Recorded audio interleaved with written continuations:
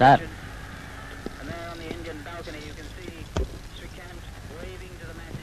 మీకు ముట్టవలసిన డబ్బు తీసుకొచ్చానండి. ఆదివారం నాడు కోడి పందాలు వేసుకుంటున్నాం, మీరు అటు రాకండి. సార్ నువ్వు వెళ్ళు. హెడ్ గారు దీని మీద తమ సంతకం పెట్టించుకురమ్మన్నారు. అక్కడ పెట్టు. Yes sir. రే అచ్చారావు, తీవయ్యా. సార్, టోపీది. బెల్ట్ కూడా తీసేస్తాను సార్.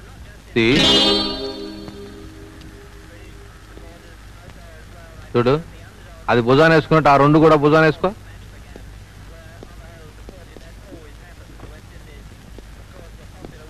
ఇది తీసుకెళ్లి శ్రీ మహాలక్ష్మి గారి ఇంట్లో ఇచ్చాయి. శ్రీ మహాలక్ష్మి గారంటే మీ అమ్మగారండి? కాదు, మీ అమ్మగారు. హలో, అడ్రస్ తెలుసుకో. ఎలా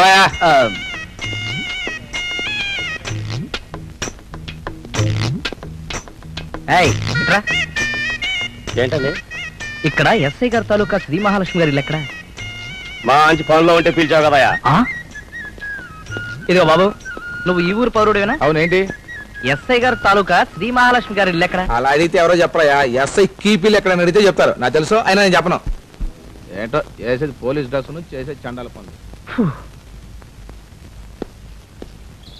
రై రా.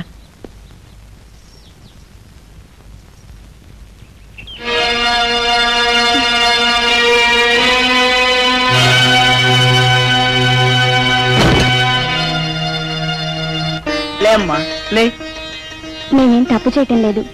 పెళ్లి చేసుకుందామని ఊరందరికీ కొండంత ధైర్యం చెప్పే పెద్దలు మీరు. వెళ్లే ముందు మీకు కనిపించి పెడదామని వచ్చాం బామ్మగారు.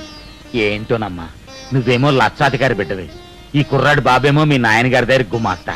మీ ఇద్దరికి లంకెట్టా కుదురుద్ది అని. మామయ్య, లింకు కుదరదు కాబట్టి వాళ్ళ పెద్దవాళ్ళకి ఎవరికి చెప్పకుండా మనకు మాత్రమే చెప్పి లేచిపోతున్నారు. శ్రీ మహాలక్ష్మి గారు, శ్రీ మహాలక్ష్మి గారు, మా ఎస్ఐ గారు ఈ అరటిగల పనసపండు మీకు ఇచ్చిరమ్మన్నారు. కొంచెం తలుపు తీస్తారా?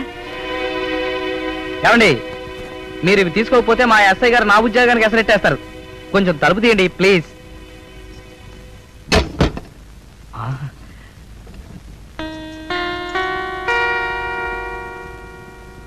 ఏమండి, ఈ బరువులు మీ చెయ్యి ఒక్కటే ఎలా మోస్తుంది కానీ అరటిగల పనసపండు ఇక్కడ పెడుతున్నాను, నేను వెళ్ళగానే తీసుకోండి.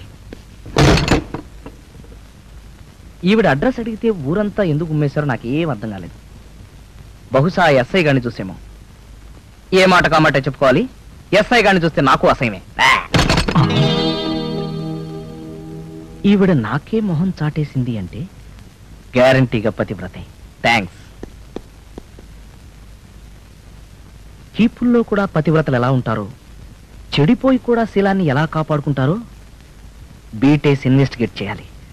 పోలీసు వాళ్ళం కదా. రోజు మన ఊళ్ళో మిమ్మల్ని కలిసి వెళ్ళాక ఈ ఊరొచ్చి ఓ లాడ్జిలో రూమ్ తీసుకున్నాం. ఆ లాడ్జి మీద పోలీస్ రైడింగ్ జరిగింది. లేదు, తాళిబొట్టు లేదు, తట్టెడు నగలు మాత్రం ఉన్నాయి.